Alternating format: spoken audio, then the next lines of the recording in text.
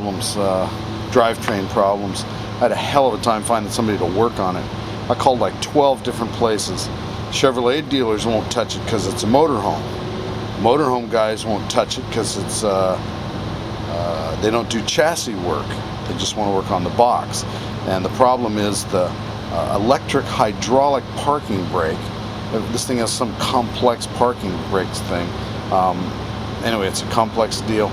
So it's no big deal, except that if I don't park on a perfectly level surface, it rolls away.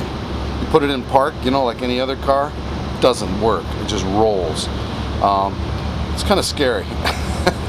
Anyway, so I'm sitting here while they get parts.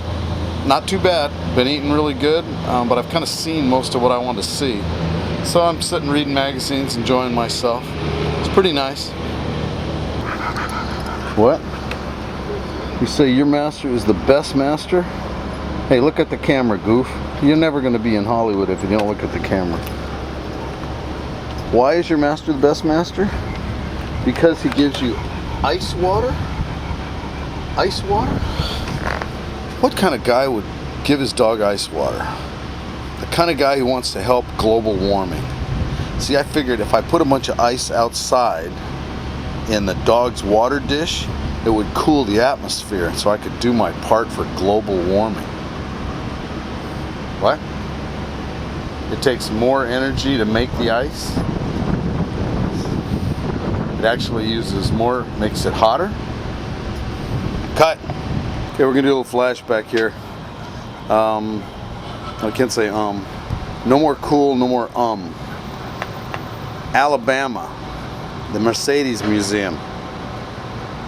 They are real serious about no pictures there. Real paranoid about anybody seeing their production style or methods.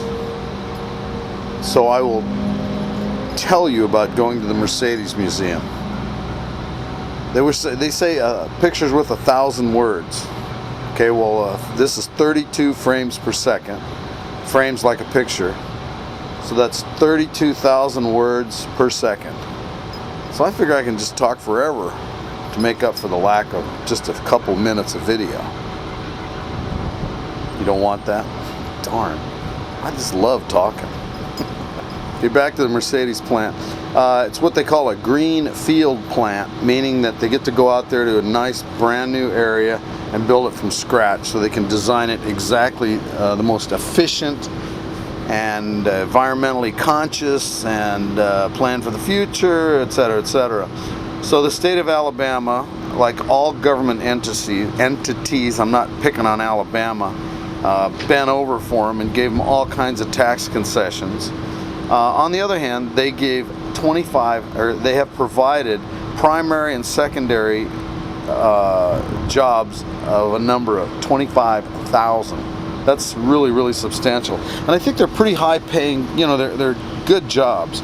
So that's a pretty positive deal. I'm a little iffy on the government paying for jobs. I had real quick, in my town, they put a Frito-Lay plant in, and so the government fell over, the city council fell over themselves to make sure that they were all on board and gave incentives so that Frito-Lay would put their potato chip plant in town. Well, those of us who went to college and can add and subtract, we took our calculators and we took the amount of money that the city council bent over and gave the multinational corporation, and we divided it by the number of jobs, and we figured out what it cost the taxpayer for each job, and it was like $32,000 per job.